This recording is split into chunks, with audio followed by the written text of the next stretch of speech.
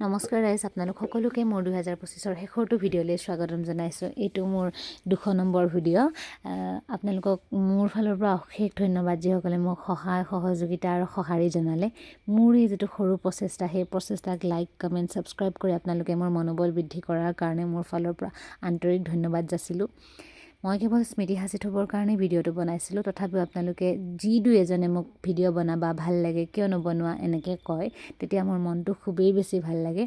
আৰু এই বছৰটো মোৰ কাৰণে আছিল শিকাৰ সময়, অভিজ্ঞতাপূৰ্ণ বছৰ। আৰম্ভণিৰ পৰা শেষলৈ নতুন নতুন বহুত অভিজ্ঞতা হ'ল, বহুতো কাম নিজে কৰিবলৈ ল'লোঁ।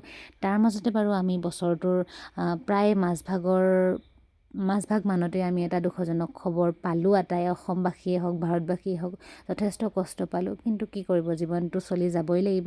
তেখেতৰ ন্যায়ৰ বাবে আমি সদায় প্ৰাৰ্থনা কৰোঁ।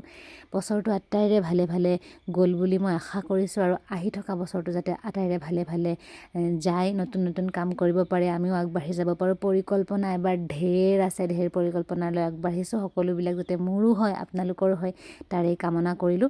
আৰু এইবাৰ আৰু ভাল ভাল ধৰণে ভিডিঅ' বনাবলৈ চেষ্টা কৰিম, নতুন নতুন বিষয়বস্তু আনিবৰ কাৰণে চেষ্টা কৰিম। এয়া মই মনতে ভাবি থোৱা কথাহে, কিমান দূৰ আগবাঢ়িব পাৰোঁ নাজানো। সকলোলৈ মোৰ ফালৰ পৰা ধন্যবাদ। Happy new year. আজিলৈ ইমানেই।